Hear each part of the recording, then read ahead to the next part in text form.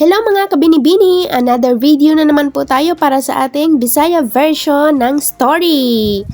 Alamin ang title. Usa ka batan-on nga lalaki ang naabtan sa pagpangawat o gisulatan og pagbitay tungod sa iyang gibuhat. Gilitok niya ang iyang tinguha nga makit-an ang iyang inahan og magigsulti sa iyaha una siya bitayon og tuod kini kay gihatag.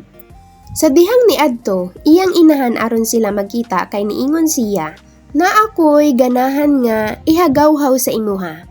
Sa dihang giduol sa iyang inahan ang iyang dunggan kaniya. Hapit kini mapaakan sa iyang anak.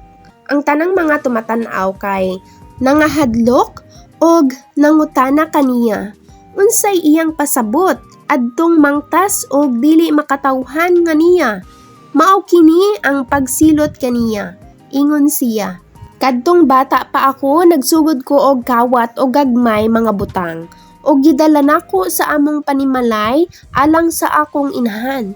Imbis badlungon og silutan ko, nikatawar siya og niingon, dili kini mamatikdan tungod kaniya maong na ako karon dinhi.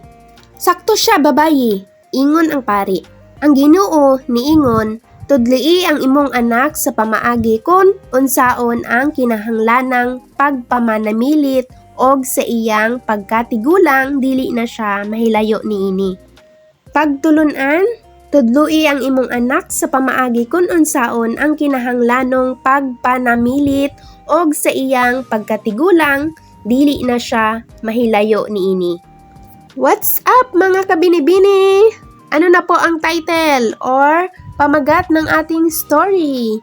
Ang title po ay Ang Batang Kawatan ug ang Iyang Inahan. Thank you for watching mga kabini-bini. Stay safe and God bless!